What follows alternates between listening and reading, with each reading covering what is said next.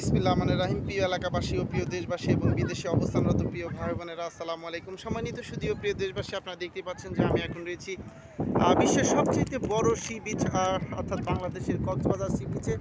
আপনারা জানেন যে এই সি বিচটি সারা বিশ্বের মধ্যে সবচাইতে বড়, দেখতেই পাচ্ছেন। সর্ববৃহৎ এই সি বিচটিতে আসলে বাংলাদেশ না তথা বিশ্বের বিভিন্ন প্রান্ত থেকে পর্যটকরা এই কক্সবাজার সি বিচে আসেন এবং ভ্রমণ পিপাসু মানুষেরা তাদের ক্লান্তি এবং মনটাকে রিফ্রেশ করার জন্য সাধারণত এই বিচে আসেন। এছাড়াও যে সরকারি বেসরকারি চাকরিজীবী এবং ব্যবসায়ী এবং ছাত্ররা সাধারণত ডিসেম্বর এবং জানুয়ারি ফেব্রুয়ারিতে পর্যাপ্ত পরিমাণে পর্যটকরা এখানে এসে থাকেন। সম্মানিত সুধীয় প্রিয় দেশবাসী, এছাড়া এই সি বিচকে ঘিরে এখানে লক্ষ মানুষের কর্মসংস্থান সৃষ্টি হয়েছে, দেখতেই পাচ্ছেন। সম্মানিত সুধীয় প্রিয় দেশবাসী, সাগর অনেকটা উত্তাল, অর্থাৎ মনে হচ্ছে যে জোয়ার ভাটার যে বিষয় তা আপনারা দেখতে পাচ্ছেন। সকালের পরে অনেক দূরে পানি নেমে গেছে, আবার পানি ঠিক আবার দেখতে পাচ্ছেন যে চলে যাচ্ছে। যাই হোক, কাকা আপনি কোথা থেকে আসছেন? চট্টগ্রাম থেকে। কেমন আসলে এখানকার সমস্ত কিছু পরিবেশ এবং পর্যটকরা সবসময় এমনই থাকে নাকি কোনো কোনো বিশেষ দিনে বেশি পর্যটক আসে?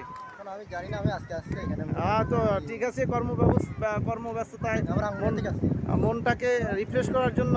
আচ্ছা ঠিক আছে, শুভকামনা রইল আপনার জন্য।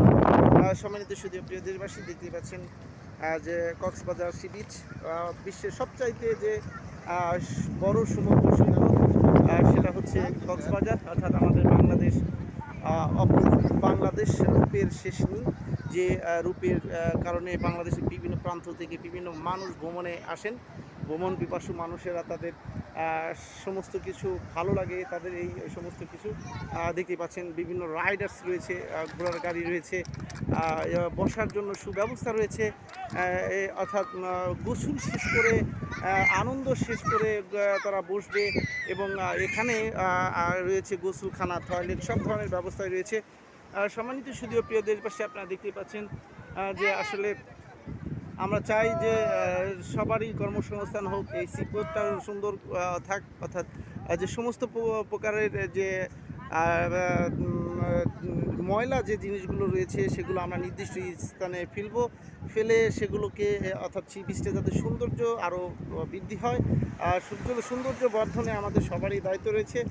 সম্মানিত সুধীয় প্রিয় দেশবাসী, যারা এখানে ঘুরতে আসবেন, আপনাদের যে যে ব্যবহৃত জিনিসগুলো নির্দিষ্ট স্থানে ডাস্টবিনে ফেলবেন, আর সে আশা ব্যক্ত করছি এবং কক্সবাজারে ঘুরে বেড়ানোর জন্য আহ্বান জানাচ্ছি। আমি আপনাদের মাঝে আবারও ফিরে আসবো ইনশাআল্লাহ। আসসালামু আলাইকুম।